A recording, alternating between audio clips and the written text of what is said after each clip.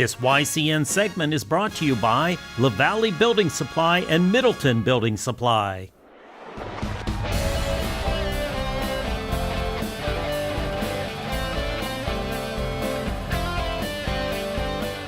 Welcome in, YCN Sports Talk, Jeremy Stout, and this week I'm joined by Rob Taylor, the Executive Director of the Lebanon Area Chamber of Commerce. Rob, welcome back. Thanks for joining me. Great to be here. Happy holidays. Thank you. Same to you. And it's a big week. Obviously, the Patriots coming off a big win. Celtics looking forward to keeping their season going, and lots to talk about in baseball hot stove or what the Red Sox haven't done yet. So we'll get into that Yes. shortly to see if Rob's as fired up as I am about what they haven't done or what they did do. But first, let's talk Patriots. We talked about it all season.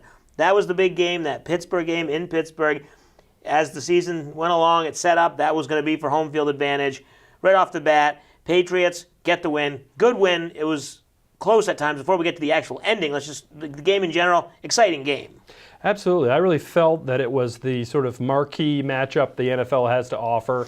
It really felt like a big-time game. It had that sort of playoff atmosphere, Right. almost Super Bowl-like. Mm-hmm. And you really felt like it was two pretty well evenly matched teams. Right. So it was fun to watch. My son and I were screaming and yelling at the TV pretty much the whole game like it was a Super Bowl. So it was exciting. I didn't think the Patriots played their best game by any means. And they were still right where they needed to be at the end, and we'll talk about what happened. And you mentioned the Patriots didn't play their best game, and I agree with you. And it looked like, other than Gronkowski, really, you could say that everyone had mediocre games. It wasn't as if Pittsburgh was outplaying them, dominating, but it was just enough, and the Patriots were doing just too little to take the lead. They didn't really lead much of the game, if at all, after the first touchdown. Yeah. But they played well enough to stay in it until the last drive, and that's when, as we were just talking about, that's when the Patriots excel. Yeah, absolutely. I think it comes down to coaching. Yes. The coaching matters so much in those final critical moments. Bill Belichick calls it situational football, and you can just tell if you watch enough Patriots games when it comes down to, mistake time. Patriots are going to be the kind of team that makes one less mistake than you, and it's the ones that really, really matter. And I thought the whole game, was pretty even, Steven.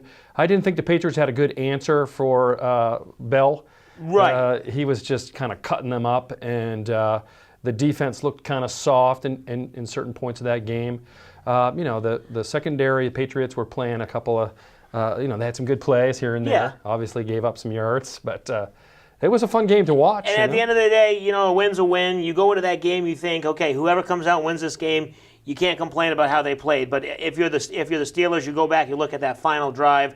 Obviously, the big long play there to set up the potential touchdown, and then the incompletion, and then the interception.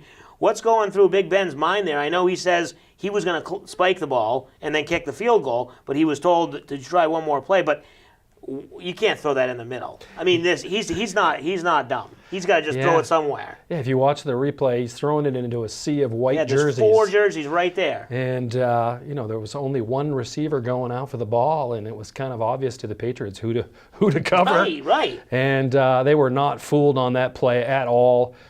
Big Ben, I think, I'd lay it all on his shoulders. If he didn't see a good open man there, he just needed to throw it into the bleachers and take the kick and play for overtime. And I think what happened was they were rushing to get the play, and then he didn't think, he wanted to get the incompletion, because if it was incomplete, they could still kick the field goal. But if he takes too long to run a play, then maybe the clock runs down. So there was just a lot going on. And once again, it comes down to coaching. Tomlin didn't seem prepared on the defensive side once the Patriots went down the field for the winning touchdown.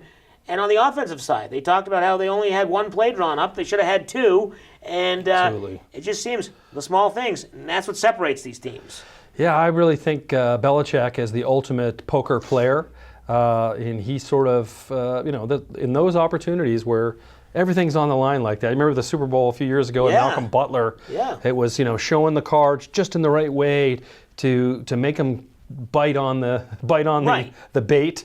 And I really got the sense there. It was kind of a confusing play and didn't really know exactly what was going to happen there until it happened. Right.